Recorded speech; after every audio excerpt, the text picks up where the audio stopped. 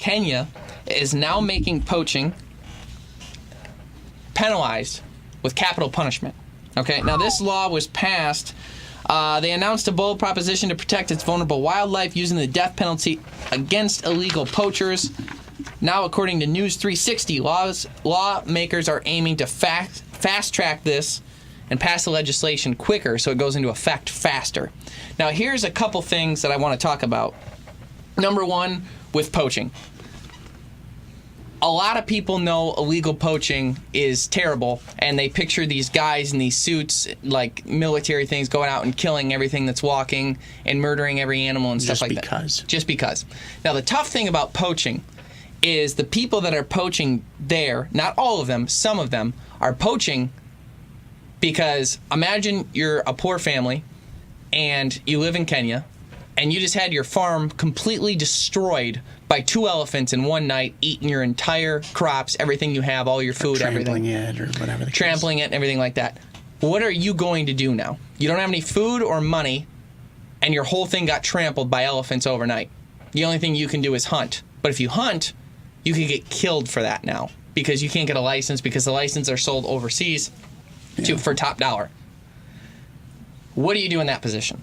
So I just want to, I'm not saying that poaching is right. I just want to say that, like, hey, there's something over here that isn't often talked about because the hunters don't always like to bring up that point because that doesn't fit their side, their narrative. And the other side doesn't like to bring that up because they don't want to talk about a reason to ever kill an animal. So neither side really wants to bring that up. So the problem with that is, as it stands, there are only an estimated 1,000 black rhinos in Kenya, and the elephant population remains around 34,000. So animal advocacy groups Save the Rhino reported that there was at least 23 rhinos and 156 elephants that were killed by poachers in the country between 2016 and 2017 alone. Okay? The current law in Kenya makes it illegal to kill endangered animals in the country. In addition, the 2013 Wildlife Conservation Act also carries a life sentence or $200,000 fine against illegal poachers. Now, that didn't work, so that's why they're instilling the death penalty. So $200,000 in a life sentence wasn't enough. Now, here's the thing. I want poaching to stop. I really, really, really do. And the funds raised by hunters and fishermen and the people that buy the tags to hunt the elephants, to hunt the different things over there, are the only reason why those animals even exist. Okay? Because here's the thing. You'd think if you shoot an elephant, there's less elephants, therefore that's the case. But the science-based conglomerate and the way that they manage this is, if I buy an elephant tag and I go over there, they're going to have an elephant that they want me to kill that is a mature animal. Often it's a male that can't reproduce anymore, but will kill the other males to keep them from reproducing. Okay? So taking him out makes sense for science and growth of the population. It's directed towards a problem animal. Exactly. Killing problem animals, paying for those tags, the millions of dollars that are spent on tags help fund anti-poaching efforts and help deal with the communication between the locals, the people that have their the people that would have their farm trampled, dealing with them and the problem animals that are they're encountering that maybe trampled their field and stuff like that, and managing those relationships so that they're taken care of. And without those dollars from the hunters for the licenses and stuff, you wouldn't have that. Now, when you look at those numbers, they're not that horrendous on how many were killed. It's really not that high. It's just because there aren't that many. Exactly. If there's only 1,000 black rhinos and 23 of them are killed, that's a big deal. That's really bad. That's 2%. Right. 3%. So that's the math is for you.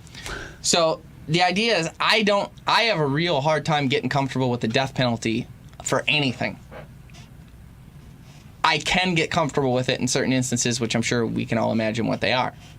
The problem is $200,000 or life sentence. The people that would get caught for poaching that I'm worried about, they're not going to have $200,000 anyhow. Yeah, those people aren't. They're either still doing it because they're either horrible criminals, or it's because it's not about money. It's literally choosing between you're going to die if you don't eat, so you hunt this animal, or right. So the idea is there's always more to the story.